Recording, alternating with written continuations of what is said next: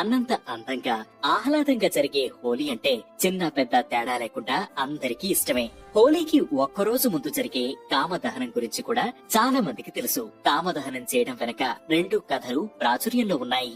ఓ సమయంలో ధ్యాననిష్టలో ఉన్న శివుడిపై మన్మధుడు అంటే కాముడు పూల బాణాలు వేసి తపోభంగం కల్పిస్తాడు. తన తపస్సు భగ్నం చేసినందుకు శివుడు మన్మధుడిపై ఆగ్రహించి తన త్రినేత్రంతో కాముణ్ణి భస్మం చేస్తాడు. తర్వాత రతీదేవి మొర ఆలకించిన శివుడు శాంతించి మన్మధుణ్ణి తిరిగి బతికిస్తాడు.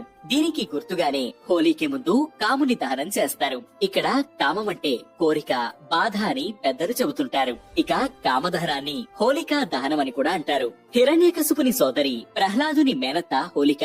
ప్రహ్లాదుడు తన అన్నను చంపించాడన్న కోపంతో ఇంట్లోనే మంటలు రగిలించి అందులోకి ప్రహ్లాదుణ్ణి తోసే ప్రయత్నం చేస్తుంది. ఆ మంటలు ప్రహ్లాదుణ్ణి ఏమీ చేయకుండా హోలికను మాత్రం దహించి వేస్తాయి. అలా చెడుపై మంచి సాధించిన విజయానికి గుర్తుగా హోలీకి ముందు రోజు కామదహనం చేయడం ఆనవాయితీగా వస్తున్న ఆచారం.